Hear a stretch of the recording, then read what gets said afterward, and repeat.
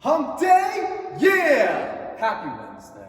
All right, here we go. We're rotating through for 12 minutes through 3 tricky movements. First one, it's gonna be 10 per leg, rear foot elevated split squats, also known as Bulgarian split squats. Then we got 10 per arm of a half kneeling strict press with a dumbbell or kettlebell, and then 10 per side of a crossover mountain climber with a 1-second pause for each rep. When we go through this, we're looking at probably only get through this about 3 times or so, maybe 4 if you're moving fast on it. Again, we can't stress enough that all of these movements are meant for quality, not to rush through. So take your time, really feel the movements out, feel the muscles that are working. So let's get to that rear foot elevated split squat. When we start, we're trying to raise that back foot up to an elevated surface. So I'm gonna get my foot right on the edge of this bench, and I want my ankle to have, my toe just cramped. I want my ankle to have enough room where it can flex around the crease. So if I'm back here, my ankle's getting caught up there and I can't really drop my knee down. I'm switching feet because my big toe's just cramping up. So I don't want to be too far back where my ankle is getting caught on the bench. I want to almost have kind of the knuckles of my toes on the bench so my ankle has free range to move. So I'm going to first balance up here, and now I'm going to try to drop as low as I can with just a slight tilt forward. So when I go down, I'm going to have a natural lean forward of my chest. My back knee is going to connect with the ground, possibly, it might not, and then I'm going to stand all the way up out of that front foot. So a couple reps will look like this. And it's, again, okay to have a slight lean forward, but by no means do we want to be rounding that back end. All right? So you can really grab anything in your house that you can find that elevates your surface. If going from this target, this is about 18 inches, we don't really have to go higher than that, is too challenging, we can try a lower target. For example, this 12-inch box. Same idea, I'm getting the knuckles of my toes on the edge.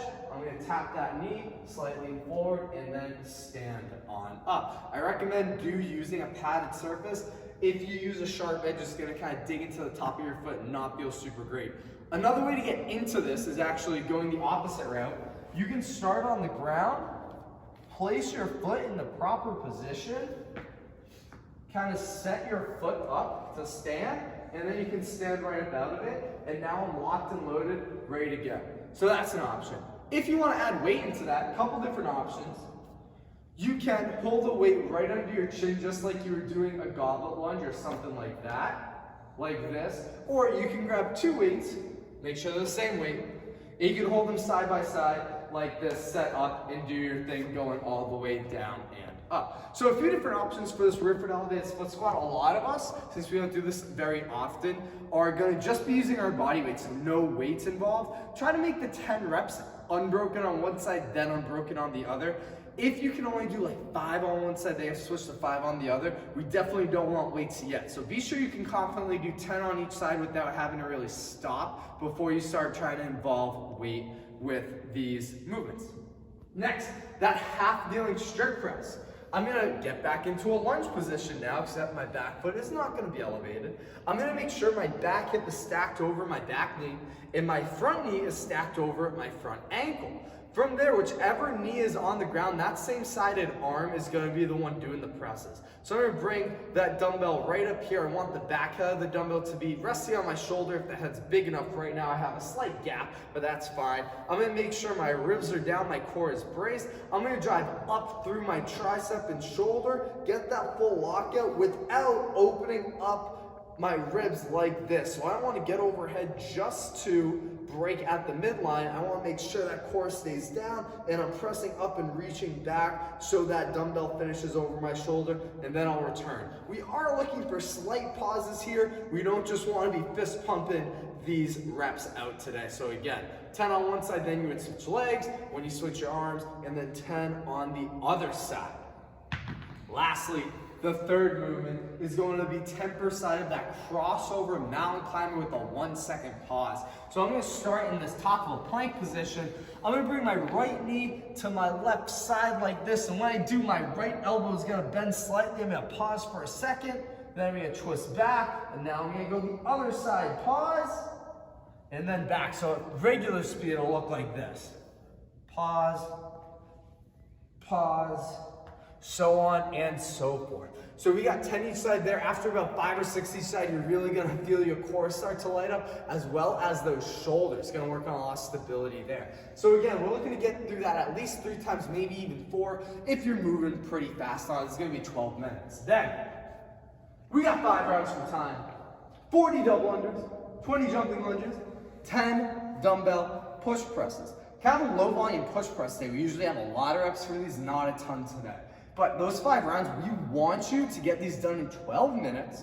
It's gonna be a 15-minute cap though, okay? So for the 40 double unders, if you got a rope, awesome, jump in the air, try to get that rope under 2 times in 1 jump. If you're gonna be modifying to single unders, we're gonna do 80 of them, double up the reps. If you don't have a rope, you're gonna do lateral hops over your dumbbell and you're gonna do 40 of them. So putting a little object on the ground, just popping over and then back. I'm too lazy to grab my dumbbell. For the jumping lunges, if you can't do the jump, you can do regular stepping in place lunges, where I'm stepping out, gently tapping my back knee, and then standing back up again. If you can do those jumping lunges, controlling that knee to the floor, taking the front heel into the ground, and popping all the way back up, here's what those are gonna look like. So again, I'm controlling myself all the way to the floor. I'm never letting my knee just smash down on the ground. Lastly, the dumbbell push presses. It's only 5 each arm. And I forgot to mention the 20 jumping lunges is only 10 each leg. So, that dumbbell up here, I'm gonna be able to use my legs. My feet might be slightly wider than my hips. I'm gonna dip in my heels, use my legs to pop that dumbbell right up over the shoulder. Then as it comes down, I'm gonna absorb that weight, pop up. Just like this. After 5, I'll switch to the other hand and do 5 more. We're looking for this workout to be fast, fast, fast. We don't want you to be thinking about resting in between the movements. It's supposed to be 0 transition, and it's just a go, go, go for 5 rounds. Okay? Good luck with this one. Think you have a good time.